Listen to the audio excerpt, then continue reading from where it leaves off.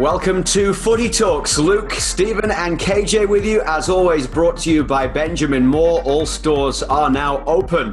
MLS is back, tournament well underway, and this is a special MLS is back match preview edition of Footy Talks as we get you set for a mouth-watering match coming away from Disney on Thursday night. Toronto FC and Montreal Impact will be joined by the hero of TFC's performance on Monday. Ayo Akinola scored a couple of goals. He's going to be with us live here on Footy Talks.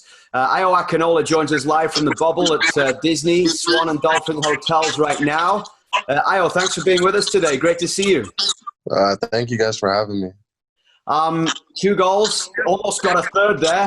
If it wasn't for Bill Hamid right at the end there with that hand up, looked as if that one was dipping in. But with everything that went on around the build-up to that game and then the game, what's the last 48 hours or so like for you as a young professional? I think for me it was just like seizing my opportunity that I got. Knowing that as a young player, you got to make every opportunity that you get, you got to make it count. And as a forward, like the most that you can make count is scoring goals. And gladly as I got my opportunity, I was able to do that and provide my team with, even without scoring goals, just like working hard, link up play, running in behind, just for what the team needs. You talk about taking your opportunity. There's a lot of time out over the last year where you haven't played a lot. Is that time for you to reflect and believe that when that time comes that you need to take it even more? 100%. And even though like the opportunity wasn't there last year, I think it was just for me to just learn and observe of what, like what Jozy is doing on the field and why he is staying on that field. So I think it was just for me to I think last year was just for me to learn even more than I did, in the past. Hi, Greg Vanny mentioned to us your preparation heading into the tournament in Florida has been magnificent, and it means that you deserved your chance. Tell us a little bit about what you've been doing in these difficult times to be ready, and then your confidence levels going into the game. Like you said, leading the line from a guy like Jozy Altidore, and not very little specifics, what it takes to be a lone striker within this formation in this season. I think from what I've been doing, I think just outside of football, I think it's just to become mentally stronger. I think for me, I can honestly say in the past I wasn't mentally strong. So I think it's just for me to just reevaluate myself and just to prepare that if anything comes your way, that you're ready. And for on the field, I think for me, it's just been like literally after training, doing finishing drills, just situations where I know I'm going to be in, and just how I can react to it, and like where I'd usually like finish the ball, and also like speed work, just 10, 15 yard meter sprints almost every other day and during training, just to get that reactive speed of just running in behind defenders.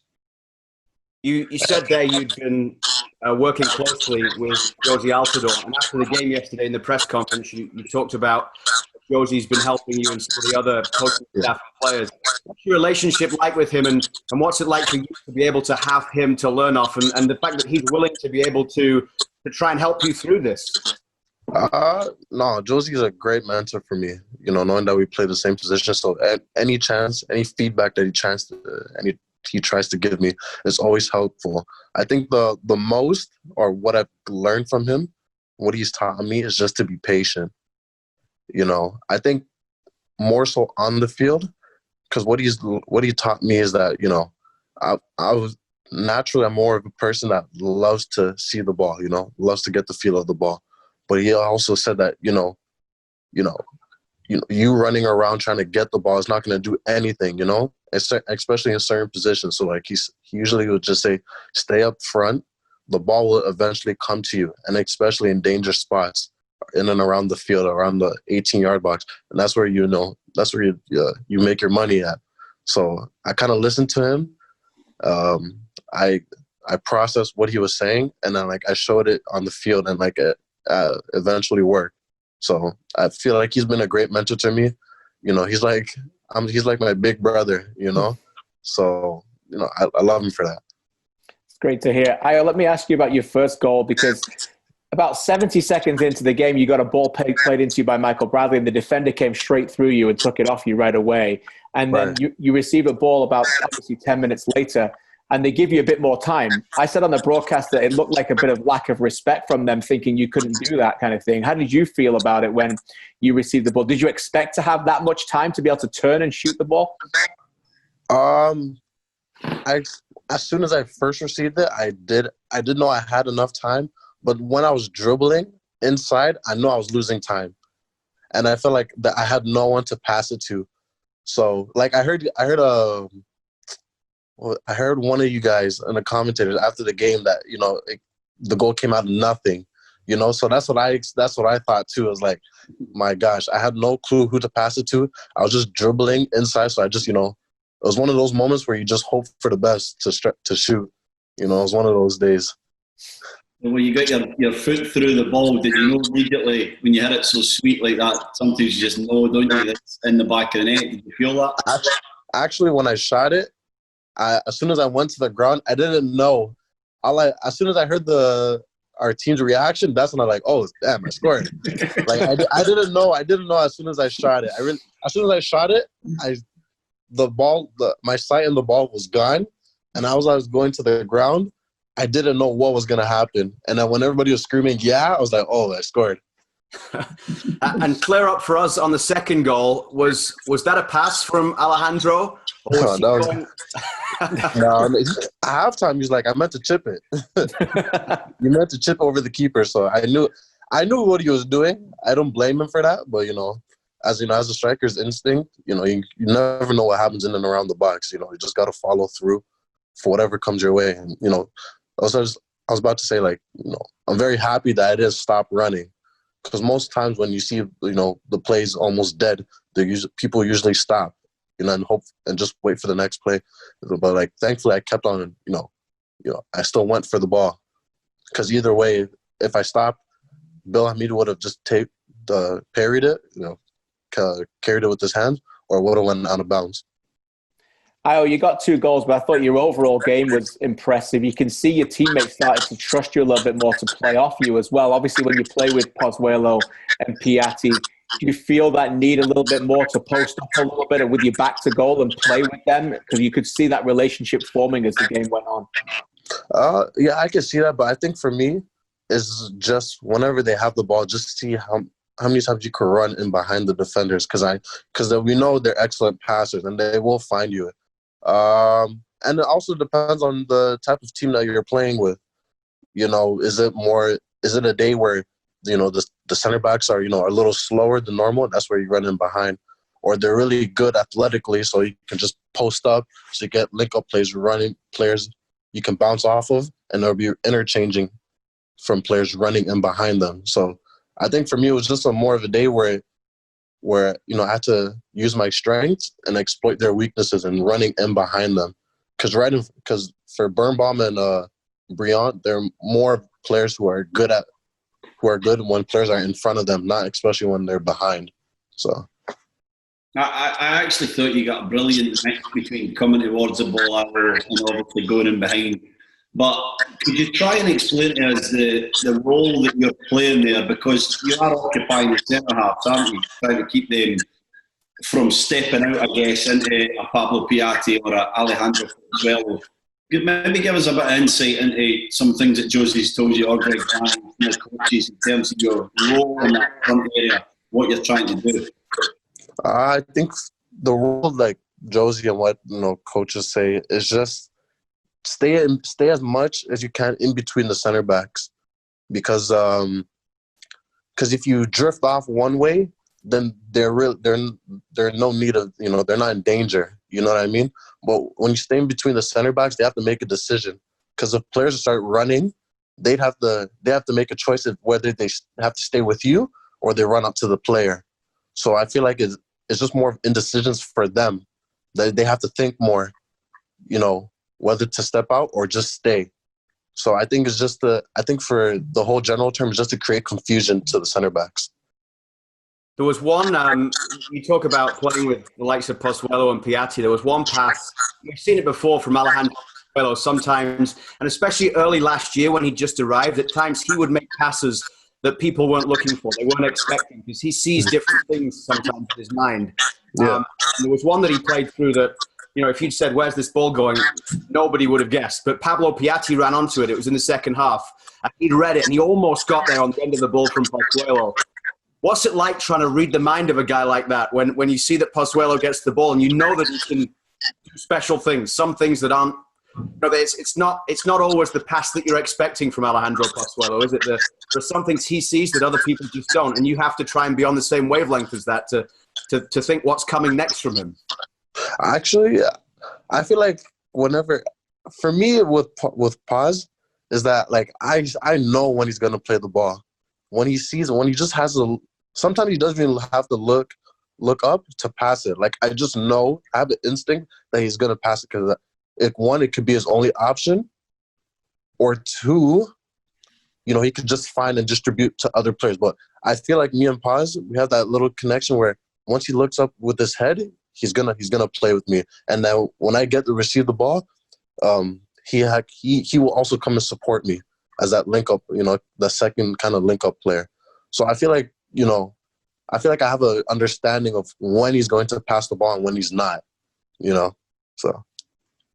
Ayo, Montreal and next, what's the feeling like in the camp? I know it's not just another game. There's genuine rivalry is real. They've played 25 times over the last five years, and there's been a lot of feistiness and red cards and playoff battles. This is going to be fun. You must be looking forward to being in the middle of a matchup against your rivals. For me personally, I'm excited, even though I've never experienced the 401 derby. But hopefully get my first opportunity in the derby. Like, I'm really ecstatic. I'm really excited. Like, I'm actually ready to go out again. And like, thankfully, the game is in another 48 hours.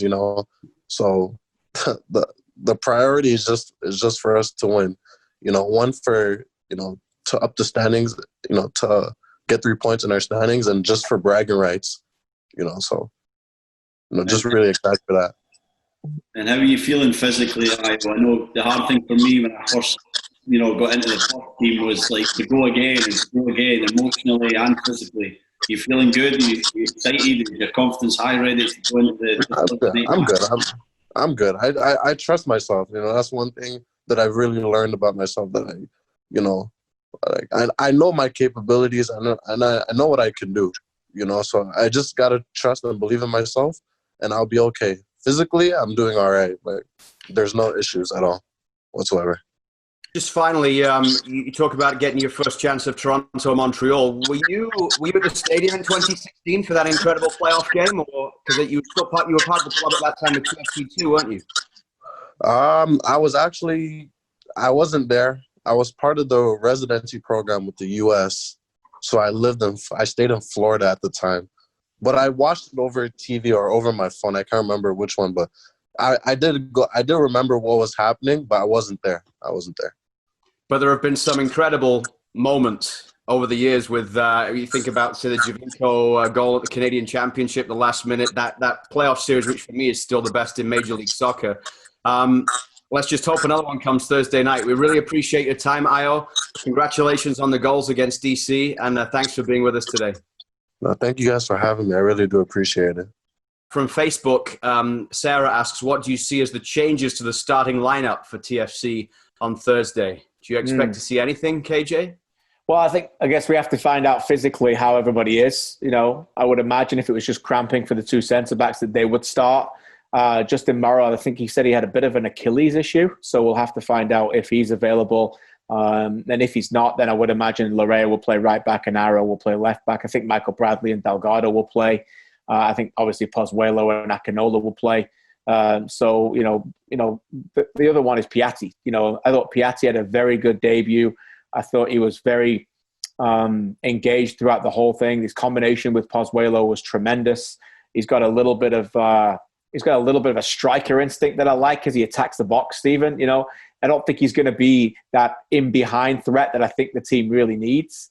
But he's, again, another provider that can come inside his technical quality and play off Pozuelo, and that you can see that that's going to be really what Major League Soccer is getting to. You're getting more and more of these technical South Americans come over and make a big difference. So they'll be hoping he can play and be fit. But I think it might be a bit of a stretch to expect someone who's not played for the better part of 10 months to maybe play from the start for 2 games in 3.5 days. But we'll have to see. Yeah, and the question is, does Greg Vanney think this might be a game that's pretty tight and tense for 50, 60 minutes, and then is he better coming off the bench when it opens up a little bit? I think that might be an interesting little tactical decision there, where you maybe go with an Endo and a Schaffelberg or a Gallardo in the wide areas, know that they've got the running ability and the physicality to kind of battle through the first hour of the game, and then the class of Piatti maybe coming off the bench. Agree with you with the defensive positions. It's just a question whether they're fit or not. For me, the back four would be Larea, Gonzalez, Mavinga and Morrow if everybody's fit, because I think Greg Vanney wants to spell the fullbacks, and so probably Ayo after his full game would get a rest there, although he was magnificent. He really was great on that right side. It was as good as I've seen him, as dynamic as I've seen him. I agree. In a long time, over a year for TFC, because he normally has that kind of retreated role, but he was getting forward. Second half was a bit different on the left side tactically, but a great game from Ayo. But I think if Greg Vanney can pick from all these defenders, that would be the back four, just to spell them about. Any idea what Thierry Henry might do? Because he needs to do something, doesn't he, in terms of at least coming out with a side that looks as if they are comfortable with what he wants them to do and how he wants them to play, and to turn up and fight in a derby game here, Stevie. I think he has to play 4-3-3. I'm going to put it right out there, KJ. I think that he needs to drop one of the centre halves, because I don't think 3 at the back worked. I don't see it working against TFC's formation with Akinola up top of his own. They'll flood the midfield, TFC, and they'll get the Pozzuelos, maybe Piatti, Bradley's, Delgado. They'll completely dominate Montreal Impact, push them back on the edge of their 18-yard box if he plays the 3 at the back. I think his biggest chance for success is 2 wide guys, up one right, Lapalainen on the left. Borjan is a false 9 to again try and create the numbers in the middle of the park for his side. Piet, Wanyama and Taider, and a kick up the bum for Safir Taider to say, hey, welcome to the tournament, start showing us why you're one of our top players, give us a bit more. That's what would be my advice, but who am I to tell the great Thierry Henry? I think you're somebody. You've almost got the same amount of coaching experience as Thierry, so you're fine. I would agree. I would almost say almost the same. The only thing I would say is probably Kyoto maybe instead of Lapalainen. I think they've got to bring some real pace in the game. Bring some pace in the wide areas and win that midfield battle. I'm with you, but there's been a real reluctance to play a 4. He hasn't played a 4. He doesn't want to play a 4. He only played a 4 in the second half against Olympia when they were down by 2. They were abysmal in the second half against New England. He still didn't go to a 4. He got 3 players there at the back just passing it around between each other for fun. We'll see. But obviously we're going to find out if there's been a change, because the attitude is something that Thierry Henry, I think, quite surprisingly targeted right away in his first post-match press conference in the tournament. We'll see you Thursday night for the big Canadian clash, TFC and Montreal from Disney. It is, of course, live on TSN. Full pre-game show starting at 7:30 Eastern Time, 4:30 Pacific. Thanks to Ayo Akinola for taking the time to join us today on Footy Talks, presented by Benjamin Moore. Thanks to you for being with us, everyone. Have a great day.